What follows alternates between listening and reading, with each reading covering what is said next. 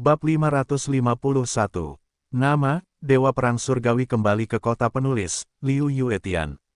Plus matikan mengatur ulang. Hanya, pria parubaya itu dengan putus asa menutupi kepalanya dengan tangannya. Aku tidak takut mati, tetapi aku hanya tidak mau. Apa kesalahanku dalam hidup Cheng Wenyuan? Mengapa aku harus mendapatkan hukuman seperti itu? Karena tidak ada rencana untuk membiarkanku hidup dengan baik. Mengapa kamu membiarkanku datang ke dunia ini? Ah, apa salahku? Cheng Wenyuan memukul kepalanya dengan keras. Dia sudah cukup menderita sejak racun api misterius itu pecah di tubuhnya. Setiap kali aku diracuni, penderitaan seperti neraka berada di luar pemahaman orang biasa. Dalam beberapa tahun terakhir, satu-satunya hal yang mendukungnya adalah keinginan untuk mendapatkan kalsedon es yang dingin.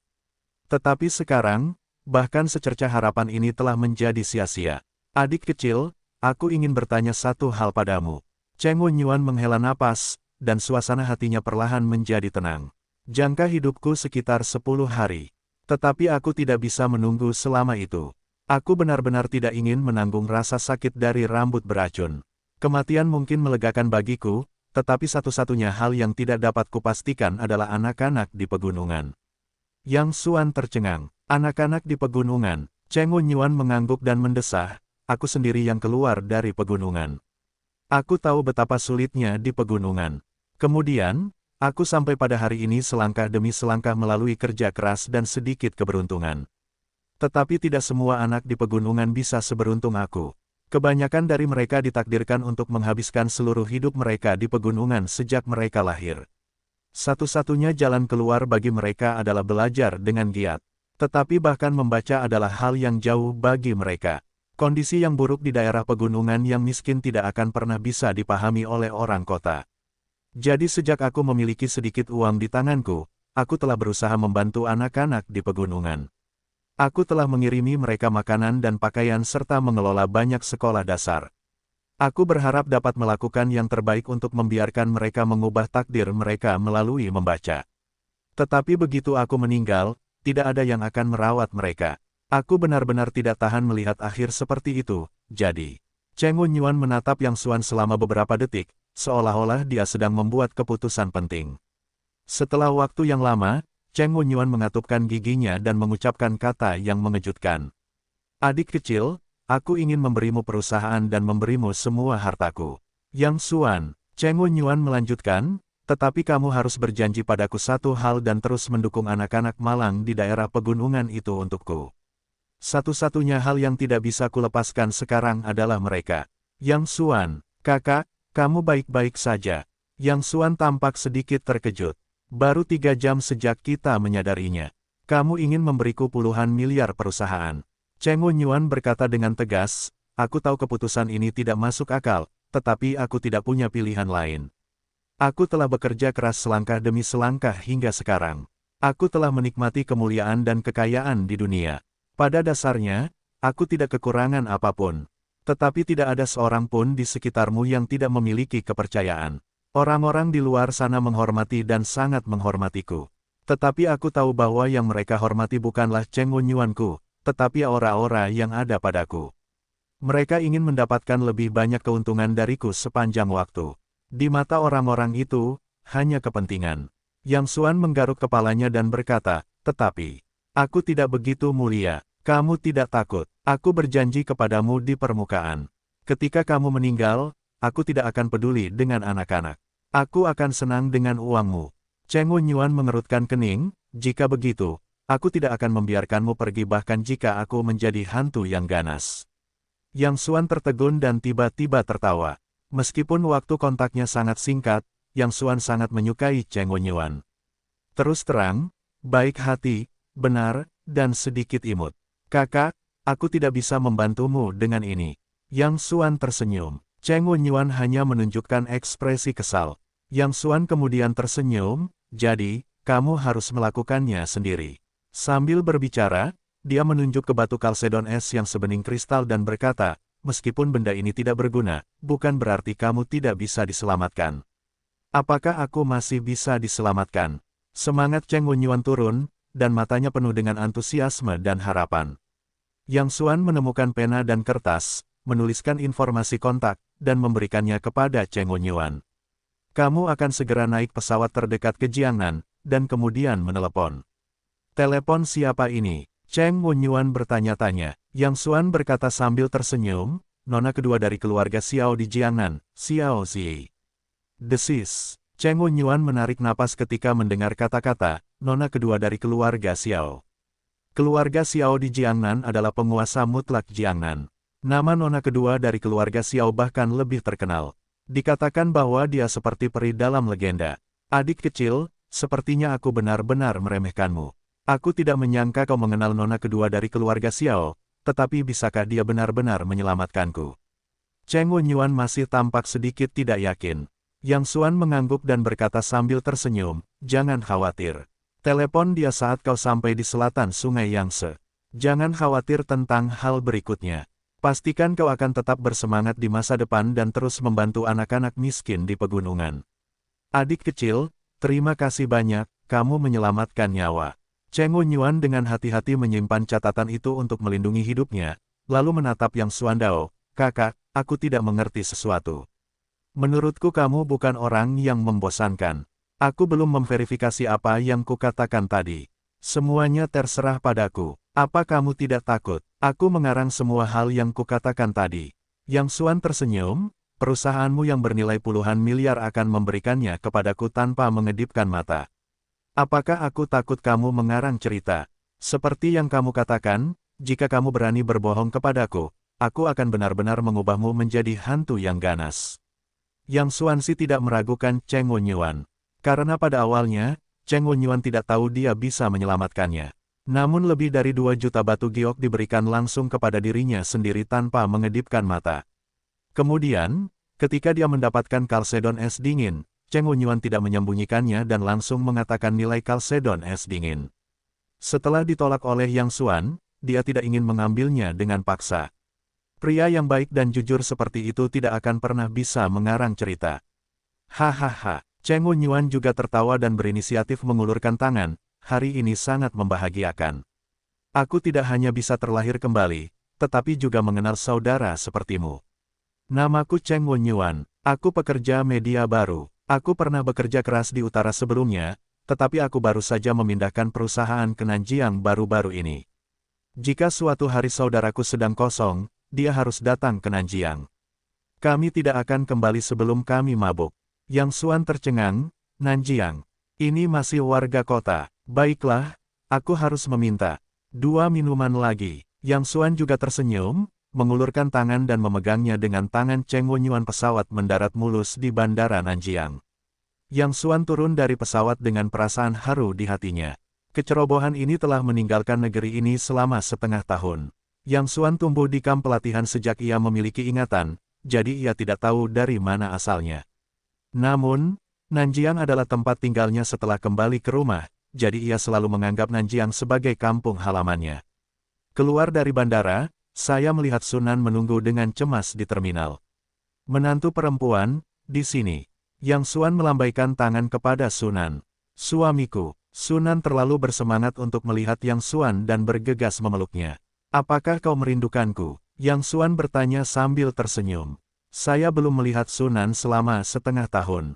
Sunan masih sangat cantik dan memiliki napas yang cakap. Yah, kurasa begitu. Sunan mengangguk dengan cerdik. Ini adalah perpisahan terlama sejak mereka bertemu. Setelah setengah tahun berpisah, Sunan menemukan bahwa ia sangat mencintai pria ini. Selama ia menganggur hampir setiap hari, pikirannya penuh dengan bayangan pria ini. Ketika mereka sampai di rumah, tentu saja, mereka harus bersikap lembut untuk sementara waktu. Ini juga sangat menarik. Mereka telah menikah selama hampir 3 tahun, tetapi ini adalah pertama kalinya Sunan menyerahkan dirinya sepenuhnya kepada Yang Xuan. Ada beberapa dorongan sebelumnya, tetapi semuanya terputus karena berbagai alasan. Sunan telah mengenali Yang Xuan di dalam hatinya dan ingin menyerahkan dirinya sepenuhnya kepada satu sama lain. Tetapi setiap kali ketika tiba saatnya yang paling kritis, Sunan tidak dapat menembus rintangan di dalam hatinya. Dia bahkan mengira dia memiliki semacam penyakit mental. Tetapi kali ini, dia tidak memiliki rintangan, dan semuanya berjalan seperti biasa. Ketika dia pertama kali memasuki rumah, Yang Xuan hanya ingin memeluk, dan bahkan Sunan mengambil inisiatif. Menantu perempuan, terima kasih.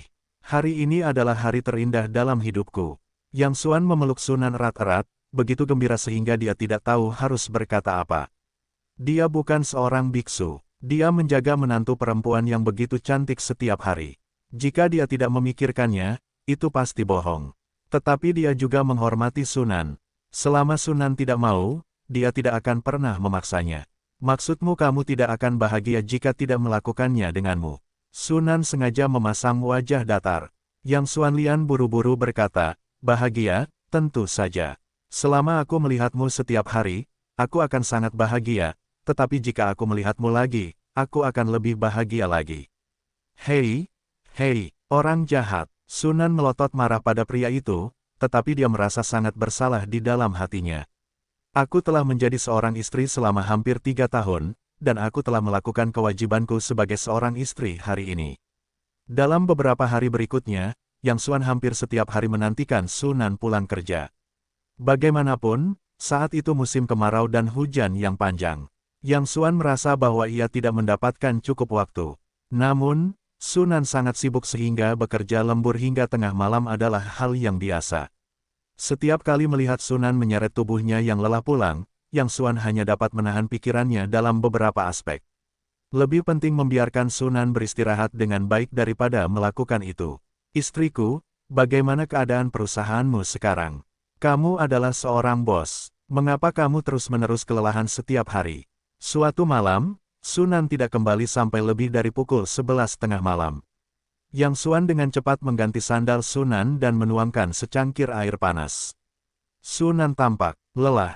Dia menyesap air yang diberikan Yang Xuan dan mendesah, saya tidak terlalu sibuk. Itulah yang terjadi dalam 1 atau 2 bulan terakhir. Ada masalah serius dalam jalur penjualan perusahaan. Saya tidak bisa tidur nyenyak selama 1 atau 2 bulan terakhir.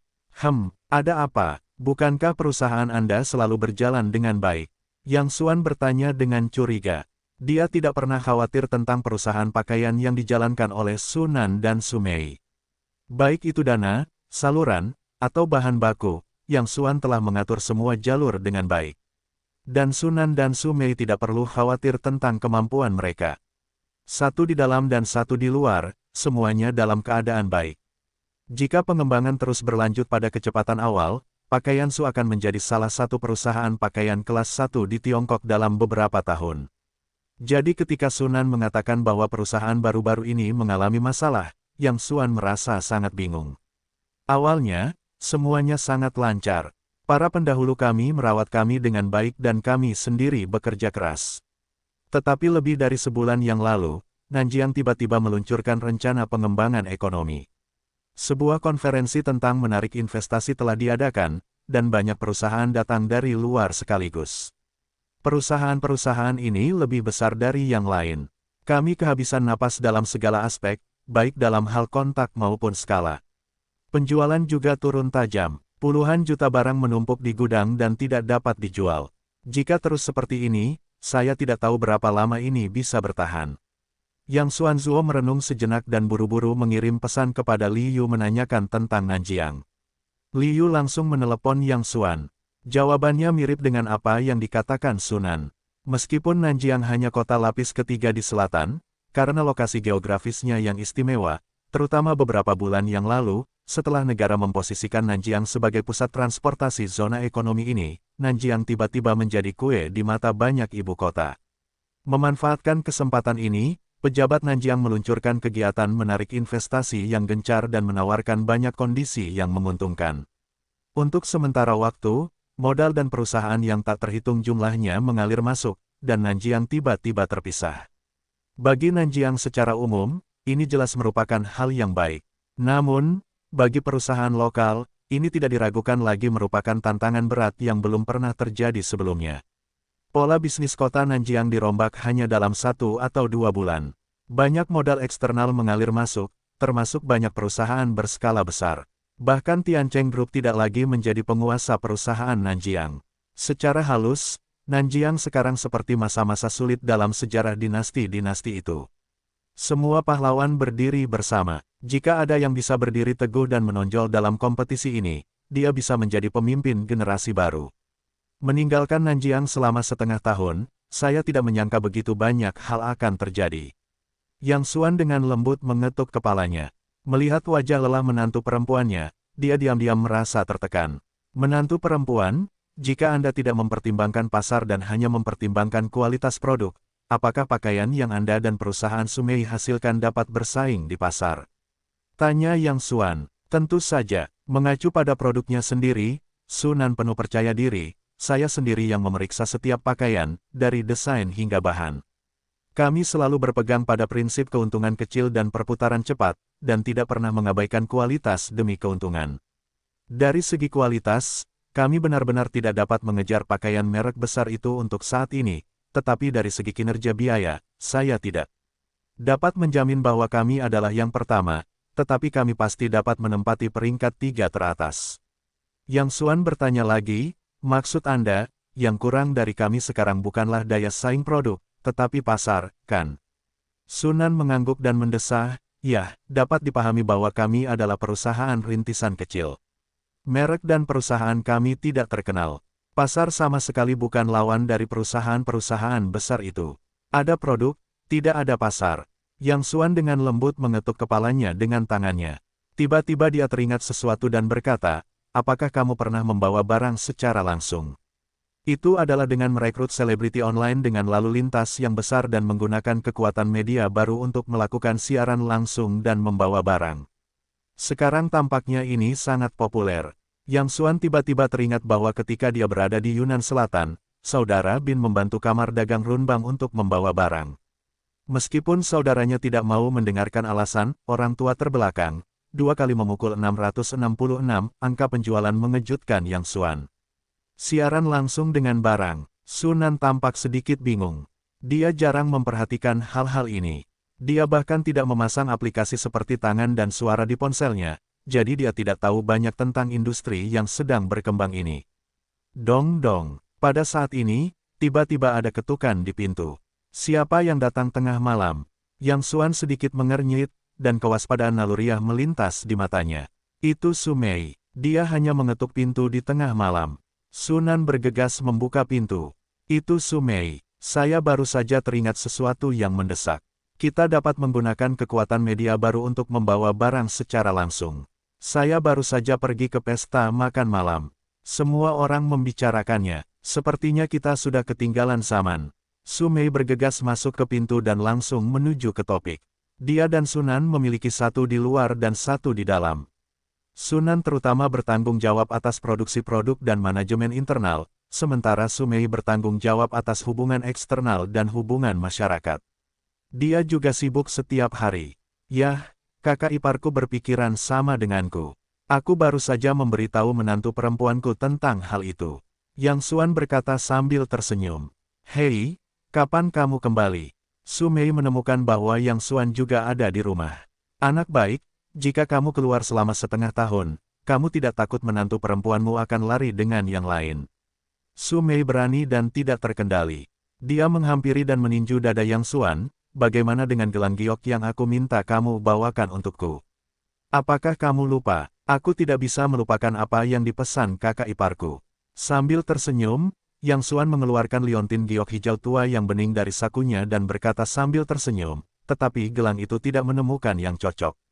Aku memberimu liontin giok, jangan terlalu kecil, kehalusan giok ini lebih baik daripada gelang giok yang kuberikan pada Sunan. Yang Xuan tidak menipunya, meskipun gelang Sunan juga sangat canggih, itu hanya kelas S. Liontin Sumei adalah jenis kaca terbaik dan tingkat giokit tertinggi. Awalnya, aku ingin memberinya gelang, tetapi bahan gioknya dipotong kecil-kecil oleh Cheng Wunyuan, dan aku hanya bisa mengukir liontinnya dengan susah payah. Kamu punya hati nurani. Sumei dengan senang hati mengambil liontin itu, menatap cahaya dan berkata sambil tersenyum, saya khawatir itu bisa mengganti 3 gelang Sunan. Apa yang kau berikan padaku lebih baik daripada apa yang kau berikan pada menantu perempuanmu. Aku tidak takut menantu perempuanmu cemburu. Yang Xuan tertawa dan berkata, mereka semua dari keluarga mereka sendiri. Mereka tidak terlalu memperhatikan. Jangan berdiri dan duduk dengan cepat. Ketiganya mulai berbicara tentang pengiriman langsung. Su Mei memanggil suara dan video barang-barang merah bersih yang ada di tangan, serta beberapa data volume perdagangan. Su Nan kagum, volume penjualan jauh lebih kuat daripada toko fisik, dan dia melewatkan banyak tautan dan menghadapi konsumen secara langsung. Cara ini hebat, Su Mei berkata, itu benar. Kita semua sudah ketinggalan zaman. Jika aku tidak menghadiri makan malam hari ini, aku khawatir aku tidak tahu ada industri seperti itu sekarang. Karena kamu juga mengenali cara ini, mari kita berhenti menorehkan tinta. Lakukan saja, aku akan menghubungi perusahaan pialang nanti. Lebih cepat lebih baik, yah, itu sulit untukmu. Su Nan mengangguk, kedua saudari itu langsung akrab, dan semuanya dilakukan dengan karakter yang tegas. Masalah ini diselesaikan, hari ini sudah terlalu malam. Aku akan tidur di rumahmu dan langsung pergi ke perusahaan besok. Su Mei menguap dan berjalan menuju kamar Su Nan dengan sadar. Su Nan tinggal dekat dengan perusahaan, jadi Su Mei terkadang terlalu sibuk hingga larut malam dan sering menginap di sini. Bibi, Yang Xuan tiba-tiba menggaruk kepalanya karena malu, kenapa aku tidak membereskan kamar tamu dan kamu tidur di kamar tamu di malam hari? Hah, Su Mei tercengang. Bukankah kamu tidur di kamar tamu? Yang Xuan menyipitkan matanya, melingkarkan tangannya di pinggang kecil Su Nan dan berkata sambil tersenyum, itu masa lalu. Aku tidur dengan menantu perempuanku akhir-akhir ini, dan aku akan selalu tidur bersama di masa depan. Su Mei terdiam cukup lama, tiba-tiba tersenyum pada Su Nan dan berkata, kamu akhirnya tercerahkan. Aku akan berkata, di mana kamu bisa menjadi menantu perempuan seperti ini? Baiklah, aku akan tidur di kamar tamu di masa depan, tetapi jangan terlalu khawatir di malam hari. Aku tidur nyenyak, jangan khawatir menggangguku. Selain itu, kalian berdua juga bekerja lebih keras. Keluarkan keponakan kecilku lebih awal. Aku akan menganggapnya sebagai anakku sendiri. Su Nan tersipu semerah tomat, tetapi ketika dia mendengar apa yang dikatakan Su Mei, dia merasakan sesuatu yang aneh. Bagaimanapun, dia juga seorang wanita dengan kesehatan fisik dan mental yang baik. Dia telah merasakan kesenangan menjadi seorang wanita akhir-akhir ini dan mau tidak mau siap untuk bergerak. Keesokan harinya, kedua saudara perempuan itu bangun pagi-pagi. Ketika mereka siap untuk keluar, Su Mei melihat bahwa kaki gadis itu terasa lembut saat dia berjalan. Aku akan menyetir mobil, kakimu lemas.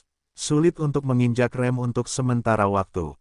Su Mei tersenyum dan memasang sabuk pengaman di kursi pengemudi. Dia tersenyum pada Su Nan di sebelahnya dan berkata, bagaimana perasaanmu? Su Nan tersipu, apa lagi yang bisa kulakukan? Seperti itu saja, bisakah kau berhenti membicarakan ini? Ini sangat memalukan. Su Mei menyalakan mobil dan berkata sambil tertawa, ini bukan sesuatu yang tidak bisa dilihat. Menurutku Yang Xuanping lesu dan kurus. Aku khawatir dia tidak bisa memberimu makan. Su Nan tidak memiliki pengalaman di bidang ini dan tidak tahu apa yang disebut memberi makan. Dia bertanya, apa standarnya ini? Su Mei berkata sambil mengemudi, 280. 280. Su Nan bertanya-tanya, apa maksudmu? Su Mei menoleh dan tersenyum, 180 menit, 180 mm. Su Nan tertegun. Setelah waktu yang lama, dia tiba-tiba mengerti apa yang dimaksud Su Mei. Wajah cantiknya memerah seperti air. Tetapi dia berpikir dalam hatinya, Yang Xuan pasti memiliki setidaknya 200. Ketika mereka tiba di perusahaan, mereka dengan cepat mengumpulkan sekelompok manajer untuk mengadakan rapat darurat untuk membahas pengiriman barang. Secara langsung, setelah disetujui dengan suara bulat, keduanya mulai merekrut Wang Hong. Setelah serangkaian penyaringan, Su Nan menghubungi tim merah daring bernama Tiange. Namun, harga yang diminta pihak lain sangat tinggi, tetapi biaya pendaftaran untuk setiap siaran langsung adalah 1 juta, yang bukan komisi. Namun, mengingat situasi perusahaan saat ini, Su Nan menggertakkan giginya dan langsung menyetujui permintaan pihak lain. Kedua belah pihak sepakat bahwa Tiange akan datang ke perusahaan untuk menandatangani kontrak pada siang hari berikutnya. Kemudian, pihak lain mengirimi Su Nan sebuah daftar. Apa ini? Su Nan merasa sedikit bingung melihat daftar itu. Agen lainnya berkata dengan dingin, kamu masih bos. Mengapa kamu tidak punya otak ini? Ini daftar penerimaan. Sebelum kita tiba besok, kita harus mengatur sesuai dengan persyaratan daftar ini. Kemudian dia menutup telepon dengan cepat. Sunan melihat daftar itu lagi dan tidak bisa berkata apa-apa. Memang ada beberapa persyaratan dan tindakan pencegahan untuk penerimaan tamu. Tim Tiange mengharuskan agar karpet merah dengan panjang minimal 50 meter harus dibentangkan di pintu masuk perusahaan. Pada saat yang sama, spanduk dengan panjang minimal 10 meter harus ditarik, belum lagi keranjang bunga dan balon. Terlebih lagi, pihak lain juga meminta perusahaan untuk mengatur seorang karyawan wanita muda dan cantik untuk berdiri dalam 2 baris dengan congsam merah untuk menyambut kedatangan saudara Tian.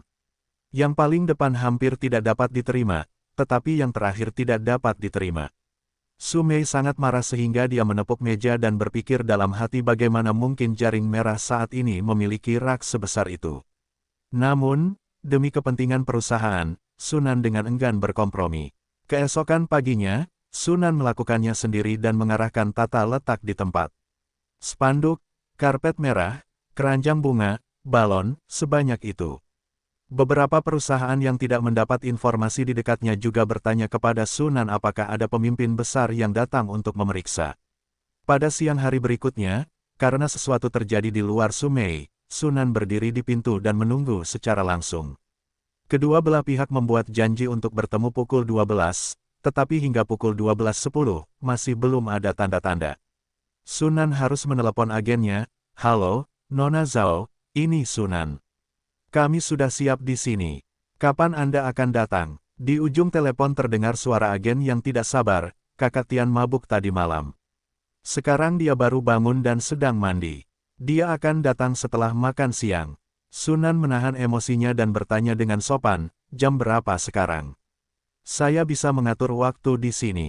Anda bertanya kepada saya bertanya siapa yang harus pergi." Agen itu marah di ujung telepon, "Sudah saya katakan. Saya datang setelah makan siang dan bertanya-tanya di sini. Tunggu saja di pintu. Kami akan datang setelah makan siang." Setelah itu, dia menutup telepon lagi. Sunan sangat marah sehingga dia menggertakkan giginya dan menarik napas dalam-dalam beberapa kali berturut-turut untuk sedikit meredakan suasana hatinya. Dalam hati, saya terus menghibur diri. Demi perusahaan, tidak ada yang perlu dirugikan. Tunggu saja, baru pada pukul 1.30 siang, seorang pengasuh Mercedes-Benz datang perlahan ke sisi ini. Di belakang mobil pengasuh, ada 2 mobil hitam. Pertama, sekelompok orang melompat keluar dari mobil hitam dan membuka pintu mobil pengasuh. Kemudian seorang pria muda berjas putih berjalan turun dari mobil pengasuh. "Halo, Anda adalah saudara Tian. Saya Tang Long, Wakil Presiden Pakaian Su. Saya ingin menyampaikan sambutan hangat saya kepada Anda."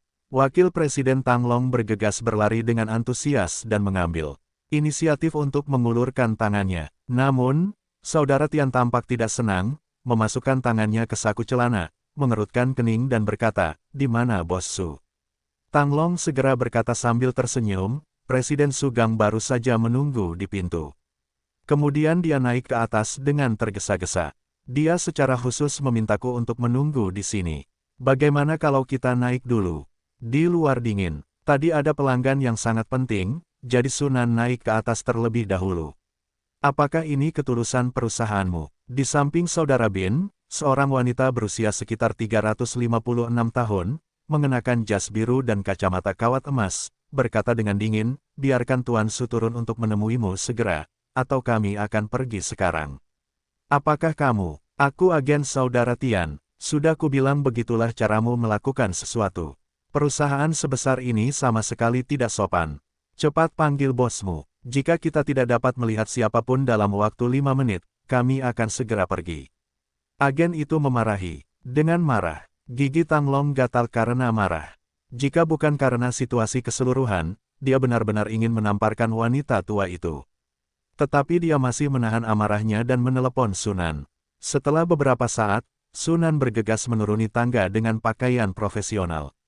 "Maaf, saya baru saja ada urusan sebentar. Anda adalah saudara Tian. Saya Sunan, manajer umum Pakaian Su. Atas nama semua karyawan perusahaan, saya menyambut Anda." Sunan tersenyum dan mengulurkan tangannya. Saudara Tian meremehkan, tetapi ketika dia melihat sosok dan penampilan Sunan, kilatan cahaya melintas di matanya. "Saya tidak menyangka akan menjadi wanita cantik. Senang bertemu dengan Anda." Saya harap kerja sama kita selanjutnya akan menyenangkan.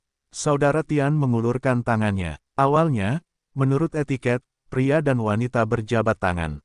Umumnya, tidak apa-apa untuk berjabat tangan dengan lembut. Tetapi saudara Tian terus memegang tangan Sunan dan menggosoknya tanpa sadar. Mari kita bicarakan tentang kerja sama nanti. Sunan sangat ketakutan sehingga dia dengan cepat menarik tangannya kembali dan tersenyum serta memberi isyarat untuk mengundang. Mata saudara Tian jelas memancarkan sedikit ketidaksenangan. Dia adalah pecundang sebelumnya. Hari ini, dia menjadi populer di internet dengan penampilannya. Pada saat yang sama, dia juga percaya diri dengan pesonanya. Dia merasa tidak ada wanita di dunia ini yang tidak bisa dia tangani. Baru 2 langkah ke depan, saudara Tian tiba-tiba mengerutkan kening dan berkata, apakah ada yang kurang di sini? Sunan bertanya-tanya, apa yang kurang? Agen Zhao Juan berkata dengan marah, seberapa panjang matamu? Apakah kamu tidak melihat daftarnya? Bukankah kamu memilih 10 karyawan wanita muda dan cantik di perusahaan dan menyambut para tamu di sini dengan congsam merah? Bagaimana dengan mereka? Apakah ini melon bengkok dan kurma yang terbelah? Zhao Juan mengarahkan tangannya ke beberapa tingkat manajemen di dekatnya. Para manajer itu tentu saja tidak senang, tetapi mereka tidak mudah diserang. Hari ini cuacanya sejuk. Agak tidak pantas bagi karyawan wanita untuk mengenakan congsam di luar. Lagi pula, perusahaan kami tidak mendirikan departemen penyambutan khusus. Karyawan saya punya urusan sendiri. Sunan pun menanggapi dengan sangat tidak senang. Menurutmu dia itu apa? Zhao Juan hendak menyerang. Kakak Bin mengangkat tangannya, naik saja dulu. Sambil berbicara, matanya melirik Sunan sejenak. Kupikir itu benar-benar yang terbaik. Aku harus mengalahkan wanita ini. Ketika mereka tiba di ruang konferensi, pihak lain tidak melihat kontrak yang dibuat Sunan sebelumnya. Mereka langsung membuang salinan kontrak mereka sendiri, dan berkata pelan, tanda tangani. Sunan mengambil alih kontrak itu dan membacanya. Halaman sebelumnya cukup normal, hampir seperti yang disepakati sebelumnya. Namun, beberapa halaman terakhir agak aneh. Sunan bertanya-tanya, mengapa kamu ingin mengatur 10 kamar? Dalam beberapa hari terakhir kontrak, ditetapkan bahwa pihak A perlu mengatur kamar presidensial di Hotel Bintang 5 dan 9 kamar administrasi untuk pihak B selama masa kerja. Kamar presidensial dapat dipikirkan. Itu juga telah disampaikan melalui telepon sebelumnya. Itu disediakan untuk Tiange untuk ditinggali. Tapi apa maksud dari 9 kamar administrasi yang tersisa? Zhao Juan berkata dengan tidak sabar, mengapa kamu begitu bertele-tele? Bagaimana kamu bisa menjadi bos? Kamu bahkan tidak punya otak ini. Bukankah aku butuh kamar kecuali saudara Tian? Dan bukankah asisten tim dan pengawal kita butuh kamar? Kita semua suka tinggal di satu kamar sendiri. Itu 8 kamar. Masih ada 2. Saudara Tian memiliki jaringan yang luas dan banyak teman. Jika seseorang datang kepadanya, dia tidak dapat mengatur akomodasi. Benarkah? Mengapa kamu begitu bertele-tele? Cepat tanda tangani. Kita dalam waktu yang sulit. Sekelompok eksekutif perusahaan pakaian Su begitu marah hingga gigi mereka hampir patah. Beberapa orang bahkan tidak dapat menahan diri untuk tidak marah di tempat. Oke, kontraknya oke. Saya doakan kita bisa bekerja sama dengan baik. Sunan mengambil pena dan menandatangani kontrak. Benar-benar, bertele-tele. Perusahaan yang benar-benar hancur. Zhao Juan meraih kontrak dan menyanjung saudara Tian. Saudara Tian, kamu sudah lelah seharian. Mengapa kamu tidak kembali ke hotel untuk beristirahat dulu dan mulai siaran di malam hari? Saudara Tian menguap, bangkit dan berjalan masuk. Tuan Su, mengapa kamu tidak memarahi mereka tadi? Itu terlalu menindas. Bukankah itu badut internet yang benar-benar menganggap dirinya sebagai kepala? Ruang rapat dipenuhi dengan keluhan. Sunan menarik napas dalam-dalam, jangan bicarakan itu. Apa yang harus kita lakukan? Kemudian dia bangkit dan keluar. Sebenarnya, Sunan lebih marah daripada siapapun. Baru saja dia benar-benar ingin melemparkan kontrak itu langsung ke wajah pihak lain. Namun, mengingat situasi perusahaan saat ini, dia hanya bisa memilih untuk menanggungnya. Perusahaan sekarang berada dalam situasi yang sangat sulit. Jika penjualan tidak dapat dilakukan lagi, itu akan berlangsung paling lama 2 bulan dan harus menyatakan bangkrut. Pada saat itu, bukan hanya kepentingannya sendiri yang akan terkait. Ratusan orang di perusahaan semuanya menunjuknya untuk makan malam, jadi dia harus mempertimbangkan situasi keseluruhan. Tidak peduli seberapa sombongnya tim Tiange, selama itu dapat membawa manfaat bagi perusahaan, itu tidak akan merugikan. Pada lebih dari pukul 8 malam, Tiange secara resmi mulai menyiarkan di studio langsung. Sunan dan Su Mei juga pergi ke tempat kejadian untuk mengamati dan belajar. Mereka ingin melihat bagaimana para selebritas daring ini menjual barang-barang mereka. Namun, rangkaian operasi saudara Tian berikutnya membuat Sunan dan Su Mei benar-benar tercengang. Anggota keluarga yang terhormat, saya telah menyiapkan kesejahteraan yang luar biasa untuk Anda hari ini. Meskipun Anda mungkin belum pernah mendengar tentang merek pakaian di belakang saya, yang ingin saya sampaikan kepada Anda adalah bahwa merek ini telah lama populer di luar negeri. Dengan ide untuk memberi kembali kepada negara, bos perusahaan melepaskan pasar luar negeri dan langsung membiarkan merek tersebut kembali ke negara Longxia. Pakaian mereka, baik dari segi teknologi, desain, atau kualitas, benar-benar berkelas dunia. Semua desainer berasal dari Gucci, Armani, Versace, dan merek-merek kelas atas internasional lainnya. Apa, Anda menanyakan harganya? Nah, ini juga masalah yang paling saya khawatirkan. Manajer umum mereka ada di sebelah saya sekarang. Biarkan dia memberitahu Anda harga hari ini secara langsung. Sunan tercengang, bukankah kamu pernah membicarakan hal ini dengannya sebelumnya? Tepat saat itu, seorang pria parubaya dengan setelan jas datang, duduk di sebelah saudara Tian, memperkenalkan diri ke kamera. Halo, saya manajer umum pakaian Su. Begitu dia mengatakan ini, Sunan dan Su Mei menjadi semakin bingung. Saya bahkan belum melihatnya. Mengapa dia menjadi manajer umum perusahaan? Tidak bisakah mereka salah? Sunan berkata dengan curiga. Tutup mulutmu jika kamu tidak mengerti. Agen Zhao Juan mencibir, ini disebut strategi pemasaran. Pelajari dengan baik. Kemudian saya mendengar pria berjas itu berkata, kali ini kita kembali ke Tiongkok untuk memberi kembali kepada masyarakat dan tempat di mana saya dilahirkan dan dibesarkan. Jadi hari ini saya akan memberi Anda harga kesejahteraan. Harga asli 999 pakaian hanya perlu 799 hari ini. Sunan benar-benar bingung. Pakaian Su tidak diposisikan ke arah merek-merek kelas atas. Selalu mengikuti rute mengejar kinerja biaya dan harga yang dekat dengan masyarakat. Pakaian termahal di perusahaan hanya sedikit di atas 100. Mengapa harga aslinya 999? Apa? Kamu tidak bercanda? Wajah saudara Tian tiba-tiba berubah dan berkata dengan marah kepada pria berjas di sebelahnya, apakah ini harga terendah yang kamu berikan? Jika demikian, apa gunanya siaran langsung ini? Yang kukatakan kepada keluargaku hari ini adalah harga terendah, diskon yang belum pernah terjadi sebelumnya. Pria berjas itu berkata, tetapi 799 keuntungan kita sangat tipis. Baiklah, aku akan turunkan 100 lagi. Semua pakaian di antara penonton hanya 699. Ledakan, saudara Tian menamparkan meja dengan keras dan berkata dengan marah, 699, apakah kamu akan menggunakan harga ini untuk memberi kembali kepada keluargaku? Ada ratusan ribu orang di studio siaran langsungku. Mengapa mereka datang ke sini bukan karena kepercayaan mereka padaku? Aku di sini untuk membantumu berpromosi hari ini. Aku juga menjanjikan harga terendah yang belum pernah terjadi sebelumnya kepada penggemarku. Apakah kamu tidak belajar bahasa Mandarin? Apakah kamu mengerti arti dari 4 kata yang belum pernah terjadi sebelumnya? Pria berjas itu berkata, tapi ini harga terendah. Ada ratusan ribu orang di ruang siaran langsungku.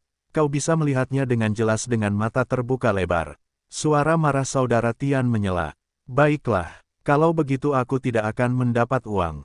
Turunkan 100 lagi, harga terendah di antara penonton, 599. Jika kau seperti ini, kita tidak perlu bekerja sama. Saudara Tian dengan marah menepuk meja, aku tidak akan bertele-tele untukmu hari ini, 399, beli satu dan dapatkan satu gratis. Apa? Pria berjas itu berkata dengan bersemangat, tidak mungkin. 399 saya harus membayarnya dan membeli yang gratis. Apa bedanya yang gratis ini dengan yang itu? Ada ratusan ribu orang di studio live saya. Percaya atau tidak, saya meminta Anda untuk memboikot produk Anda sekarang. Juga, jangan menatapku. Tidak masalah jika kau menatapku. Selama kau memberi keluargaku diskon terbaik, kau bisa mengalahkanku jika kau tidak menyukainya.